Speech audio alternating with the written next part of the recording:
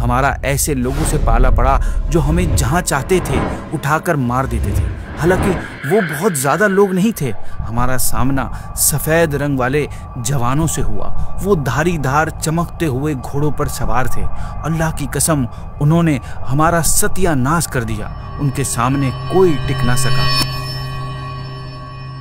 ناظرین، نبی کریم صلی اللہ علیہ وسلم پر جب پہلی وحی نازل ہوئی تو اس کے بعد آپ 3 سال تک خفیہ طور پر ہڈنلی دین اسلام کی تبلیغ فرماتے رہے۔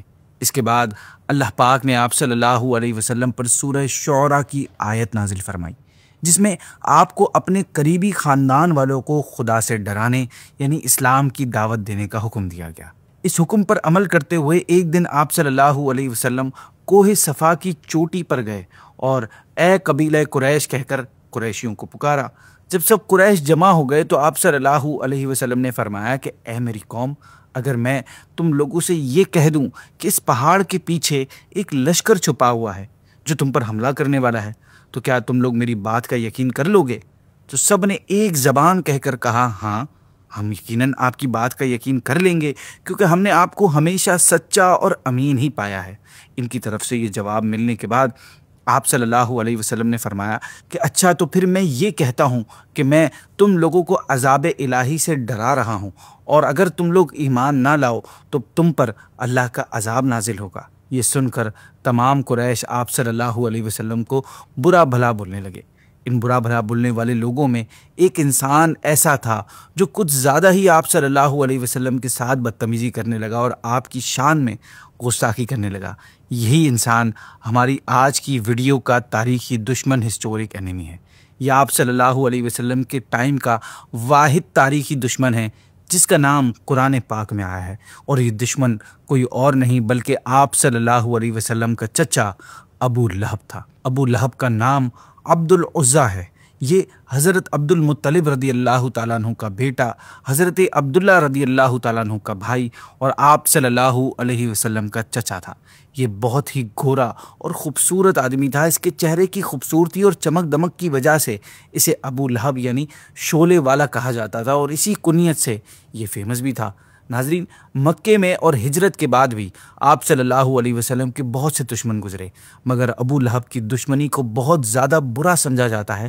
اس کا ریزن کیا ہے، اس کو سمجھنے کے لیے ضروری ہے کہ اس وقت کے عربی معاشرے، عربک سوسائٹی کو سمجھا جائے اور پھر اس میں ابو لہب کے کردار کو دیکھا جائے۔ اس وقت کے عرب میں لوٹ مار وغیرہ بہت عام تھی۔ ان کا کوئی ایسا گورنمنٹ سسٹم نہیں تھا جو اس چیزوں کو دیکھے اور کنٹرول کرے۔ لوگ صرف اپنے خاندان اور قبیلوں کی حمایت سے ہی سیف رہ سکتے تھے۔ اسی وجہ سے عرب معاشرے میں صلہ رحمی یعنی رشتہ داروں کے ساتھ اچھے سلوک کو بہت اہمیت دی جاتی تھی، بہت امپورٹنس تھی اس کی، اور رشتہ داروں کے کام نہ آنا اس کو بہت زیادہ برا سمجھا جاتا تھا۔ اب جب رسول اللہ صلی اللہ علیہ وسلم نے اسلام کی دعوت دی تو قریش کے دوسرے خاندانوں نے آپ صلی اللہ علیہ وسلم کی سخت مخالفت کی، لیکن خود آپ کے خاندان بنی ہاشم نے آپ صلی اللہ علیہ وسلم کی حمایت کی، حالانکہ ان میں سے زیادہ تر ایمان نہیں لائے تھے۔ قریش کے دوسرے خاندان بھی اس حمایت کو عرب کی روایت کے مطابق سمجھتے تھے، انڈرسٹینڈ کرتے تھے، اور اس پر انہیں تانا بھی نہیں دیتے تھے، کیونکہ انہیں یہ بات معلوم تھی کہ اپنے فیملی ممبرز کا ساتھ دینا، ان کی حفاظت کرنا ان کے کلچرز اور ان کے نارمز کا پارٹ تھا۔ لیکن ابو لہب جو آپ صلی اللہ علیہ وسلم کا چچا تھا، اتنا قریبی رشتہ، یہ وہ واحد شخص تھا جس نے ان تمام روایات کو توڑ دیا۔ اور دوسری وجہ یہ کہ اس قبائلی معاشرے میں، ٹرائبل سوسائٹی میں چچا کو بھی باپ کا درجہ حاصل تھا، خاص طور پر اس معاملے میں، اس صورت میں کہ جب حقیقی والد فوت ہو چکا ہو۔ اس لحاظ سے بھی ابو لہب کو آپ صلی اللہ علیہ وسلم کی دشمنوں سے حفاظت کرنی چاہیے تھی، چاہے وہ ایمان لاتا یا نہ لاتا، مگر وہ آپ کی حفاظت کے بجائے دشمنی میں اتنا آگے نکل گیا کہ اس کا شمار آپ کے بڑے دشمنوں میں ہوتا تھا۔ نبوت کے 7ویں سال جب قریش کے تمام خاندانوں نے بنی ہاشم اور بنی مطلب کا بائیکاٹ کیا اور یہ دونوں خاندان آپ صلی اللہ علیہ وسلم کی حمایت کرتے ہوئے شیب ابی طالب میں قید ہو گئے، تو اس وقت بھی اکیلا ابو لہب تھا جس نے اپنے خاندان کا ساتھ دینے کے بجائے کفار قریش کا ساتھ دیا۔ یہ بائیکاٹ 3 سال تک جاری رہا اور اس دوران میں بنی ہاشم اور بنی مطلب پر فاقوں کی نوبت آ گئی تھی، مگر ابو لہب کا حال یہ تھا کہ جب مکے میں کوئی تجارتی قافلہ آتا اور شیب ابی طالب کے لوگوں میں سے کوئی کھانے کا سامان خریدنے کے لیے ان کے پاس جاتا تو یہ تاجروں سے پکار کر کہتا کہ ان سے اتنی قیمت مانگو کہ یہ خرید ہی نہ سکے، تو میں جو بھی اس کا نقصان ہوگا میں پورا کر دوں گا۔ سو وہ لوگ کئی گنا بڑھا کر سامان کی قیمت مانگتے اور خریدار بیچارہ اپنی بھوک سے تڑپتے ہوئے بال بچوں کے پاس خالی ہاتھ پلٹ جاتا۔ پھر ابو لہب انہی تاجروں سے وہی چیزیں بازار کی جو مارکیٹ ریٹ چل رہے ہوتے تھے اس پر خرید لیتا۔ ناظرین، ایسا نہیں ہے کہ ابو لہب کے دل میں آپ صلی اللہ علیہ وسلم کے لیے نفرت اعلان نبوت کے بعد پیدا ہوئی تھی، بلکہ یہ پہلے سے آپ صلی اللہ علیہ وسلم کو پسند نہیں کرتا تھا اور آپ کے لیے دل میں اچھے جذبات نہیں رکھتا تھا۔ اس بات کی ایک وجہ کتابوں میں یہ بھی ملتی ہے کہ ایک دفعہ ایسا ہوا کہ ابو طالب اور ابو لہب کے درمیان کسی بات کو لے کر جھگڑا ہو گیا اور نوبت لڑائی یعنی فزیکل فائٹ تک پہنچ گئی، جس میں ابو لہب نے ابو طالب کو زمین پر پچھاڑ دیا اور ان کے سینے پر بیٹھ گیا۔ آپ صلی اللہ علیہ وسلم اس وقت چھوٹی عمر کے تھے۔ جب آپ نے ابو طالب کو اس حالت میں دیکھا تو آپ صلی اللہ علیہ وسلم نے ابو لہب کے بالوں کی لٹ پکڑ کر اسے نیچے دھکیل دیا۔ ابو لہب نے آپ صلی اللہ علیہ وسلم سے کہا کہ اے محمد صلی اللہ علیہ وسلم، میں بھی تمہارا چچا ہوں اور ابو طالب بھی تمہارا چچا ہے، تم نے میرے خلاف اس کی مدد کیوں کی؟ تو آپ نے فرمایا اس لیے کہ وہ مجھے تم سے زیادہ پسند ہیں۔ بس ابو لہب نے آپ کی یہ والی بات دل میں بٹھا لی، اور کچھ کتابوں میں یہ بھی ملتا ہے کہ اس نے اس وقت آپ صلی اللہ علیہ وسلم سے یہ کہا کہ خدا کی قسم میرا دل تجھ سے کبھی محبت نہیں کرے گا۔ ناظرین، آپ صلی اللہ علیہ وسلم کا طریقہ یہ تھا کہ آپ خاص ایسی جگہوں پر جا کر اسلام کی دعوت دیتے تھے جہاں لوگ زیادہ تعداد میں موجود ہوتے تھے، جیسے حج کے موسم میں قافلے آتے تھے، اور اسی طرح جب میلہ وغیرہ لگتا تھا تو آپ وہاں جا کے لوگوں سے ملاقات کرتے اور اسلام کے بارے میں بتاتے تھے۔ اب آپ صلی اللہ علیہ وسلم جب بھی کبھی ایسے موقعوں پر جاتے تو دوسرے کفار قریش، خاص طور پر ابو لہب، یہ ضرور جاتا تھا ان کے ساتھ اور لوگوں سے کہتا تھا کہ تم لوگ اس کی بات نہ سنو اور اس کی پیروی نہ کرو، یہ تو بے دین اور جھوٹا ہے معاذ اللہ۔ اور یہ بھی کہتا کہ لوگوں، یہ تمہیں حکم دیتا ہے کہ تم لوگ اپنے باپ دادا کے دین کو چھوڑ دو، اس کی بات نہ سنو۔ اس کی انہی حرکتوں کی وجہ سے بہت سے لوگ پھر آپ صلی اللہ علیہ وسلم کے ساتھ بری طرح پیش آتے اور آپ کو تکلیفیں پہنچاتے۔ جب آپ صلی اللہ علیہ وسلم سے وفود یعنی ڈیلیگیشنز ملنے آتے تو یہ ان سے کہتا کہ آپ معاذ اللہ مجنون ہیں، ہم تو کافی ٹائم سے ان کا علاج کر رہے ہیں۔ آپ صلی اللہ علیہ وسلم کو جب اس بارے میں پتہ چلا تو آپ کو بہت برا لگا اس بات پر۔ اس نے صلہ رحمی اور رشتہ داری کا پاس تک نہیں رکھا۔ شروع اسلام سے لے کر آخر تک اس کا معاملہ آپ صلی اللہ علیہ وسلم کے ساتھ دشمنی والا رہا۔ اس نے یہ خیال تک نہیں کیا کہ حضور صلی اللہ علیہ وسلم اس کے سگے بھتیجے ہیں۔ یہ بھی بھول گیا کہ اس نے آپ کی پیدائش کی خوشی پر اپنی خادمہ کو خوشی کے طور پر آزاد کر دیا تھا۔ غصے میں یہ اتنا اندھا ہو گیا۔ اس کا ایک رشتہ آپ صلی اللہ علیہ وسلم کے ساتھ پڑوس کا بھی تھا، اس نے اس رشتے کا بھی خیال نہیں کیا۔ یہ گری ہوئی حرکتیں کرتا تھا، نجازت و غلاظت اٹھا کر آپ صلی اللہ علیہ وسلم کے دروازے پر رکھ دیتا تھا۔ ایک دفعہ تو یہ ہوا کہ یہ کچھ گندی چیزیں آپ صلی اللہ علیہ وسلم کے دروازے پر رکھ رہا تھا تو حضرت حمزہ رضی اللہ تعالیٰ عنہ نے اسے یہ کرتے ہوئے دیکھ لیا تو آپ نے وہ گندگی اٹھا کر اسی کے سر پر رکھ دی۔ اس کے بعد جا کر اس کی حرکتوں میں کچھ کمی آئی، لیکن اس کے بعد بھی وہ دوسروں کو یہ حرکتیں کرنے کا کہتا رہتا تھا۔ آپ صلی اللہ علیہ وسلم جب مکہ چھوڑ کر مدینے کی طرف ہجرت کر گئے، اس کی دشمنی میں پھر بھی کمی نہیں آئی، حتیٰ کہ غزوہ بدر پیش آ گیا۔ جنگ بدر کے موقع پر جبکہ اس کے مذہب کی قسمت کا فیصلہ ہونے والا تھا، قریش کے تمام سردار لڑنے کے لیے گئے، مگر اس نے عاص بن حشام کو اپنی طرف سے لڑنے کے لیے بھیج دیا اور کہا یہ اس 4000 درہم کا قرض کا بدل ہے جو میرا تم پر آتا ہے۔ اس طرح اس نے اپنا قرض وصول کرنے کا بھی ایک راستہ نکال لیا، کیونکہ عاص کا دیوالیہ ہو چکا تھا اور اس سے رقم ملنے کی کوئی امید نہیں تھی، کوئی چانس نہیں تھا۔ یہ روزانہ کعبے میں بیٹھ کر صبح و شام آنے والوں سے جنگ کے بارے میں پوچھتا تھا کہ کیا ہو رہا ہے وہاں، کون جیت رہا ہے، کون ہار رہا ہے۔ حتیٰ کہ وہ دن بھی آ گیا جب بدر سے قریش کے بھاگے ہوئے لوگ مکہ مکرمہ پہنچے۔ آپ صلی اللہ علیہ وسلم کے آزاد کیے ہوئے غلام ابو رافع کہتے ہیں کہ ان دنوں میں عباس بن عبد المطلب کا غلام تھا، میں انتہائی کمزور تھا اور لکڑی یعنی بغیر پروں والے تیر بنایا کرتا تھا۔ میں زمزم کے کنویں کے پاس خیمے میں بیٹھا تیر بنا رہا تھا۔ فضل بھی میرے ساتھ بیٹھی تھی اور ہم مشرکین کی ہار کی خبر سن کر خوش ہو رہے تھے کہ ابو لہب اپنا پاؤں برے طریقے سے گھسیٹتا ہوا آیا اور خیمے کے پیچھے آ کے بیٹھ گیا۔ اس کی کمر میری کمر کی طرف تھی، ابھی وہ بیٹھا ہی تھا کہ لوگوں نے کہا کہ لو ابو سفیان آ گیا۔ ابو رافع کہتے ہیں کہ ابو لہب نے اسے آواز دے کر اپنے پاس بلایا اور کہا کہ میری عمر کی قسم، کیا تمہارے پاس کوئی اہم خبر ہے؟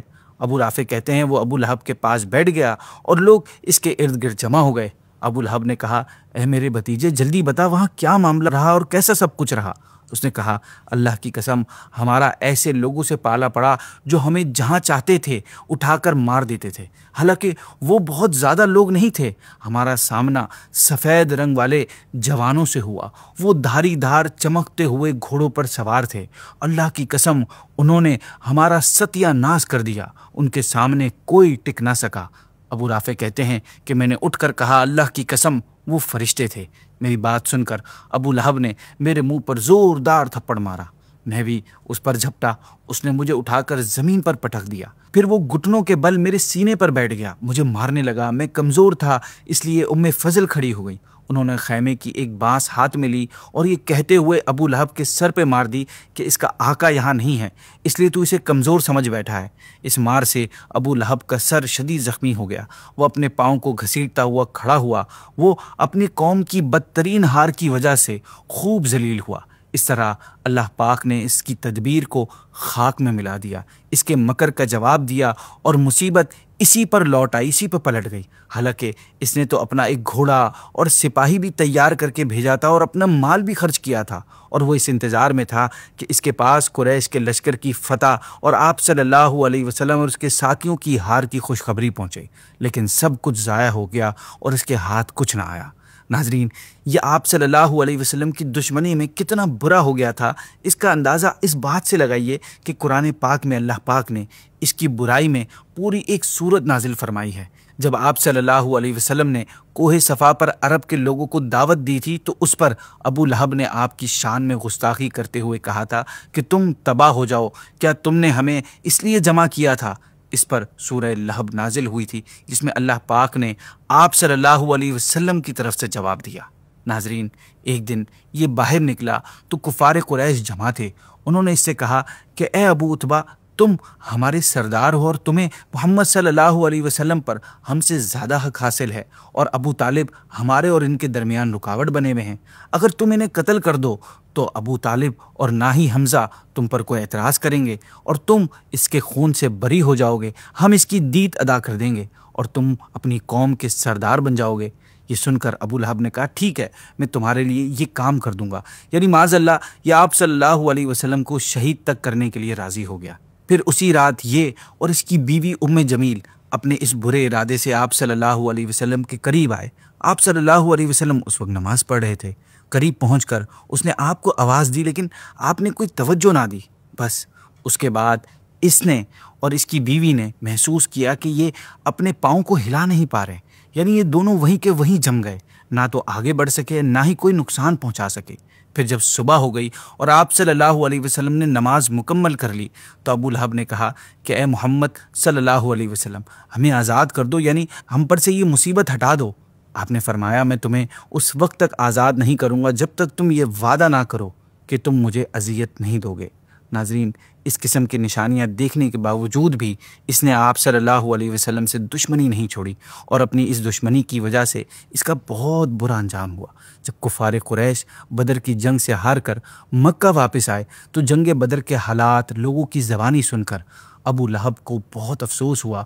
اس افسوس نے اس کو بستر مرگ تک پہنچا دیا۔ اللہ پاک نے اس کی گردن میں عدسہ نامی طاعون کی ایک گٹلی پیدا کر دی، جس سے اس کا تمام بدن سڑ گیا۔ اس کی سڑن اور بدبو سے اہل مکہ پریشان ہو گئے۔ 7 دن تک اس عذاب میں مبتلا رہنے کے بعد 8ویں دن یہ مر گیا۔ عرب کے لوگ طاعون سے بہت ڈرتے تھے اور اس بیماری میں مرنے والے کو بہت ہی منحوس سمجھتے تھے، اس لیے کسی میں بھی ہمت نہیں ہوئی کہ وہ بدبو کے اس ڈھیر کے پاس جائیں۔ 3 دن تک اس کی لاش اسی طرح سڑتی گلتی رہی، کسی نے کچھ نہیں ہاتھ لگایا، ایون اس کے بیٹوں نے بھی 3 دن تک اس کی لاش کو ہاتھ نہ لگایا۔ مگر 3 دن بعد اس خیال سے کہ لوگ تانا ماریں گے، ایک گھڑا کھود کر لکڑیوں سے دھکیلتے ہوئے لے گئے اور اس گھڑے میں اس کی لاش کو گرا کر اوپر سے مٹی ڈال دی۔ ناظرین، یہ انجام ہوا رسول اللہ صلی اللہ علیہ وسلم کے اس تاریخی ہسٹورک دشمن ابو لہب کا۔ اس کے مال اور اس کی اولاد نے اسے کوئی فائدہ نہیں پہنچایا، اور قرآن پاک نے اس کی تباہی اور بربادی کے حوالے سے جو پریڈکشنز کی تھی وہ اس کے انجام کے ساتھ پوری ہو گئی۔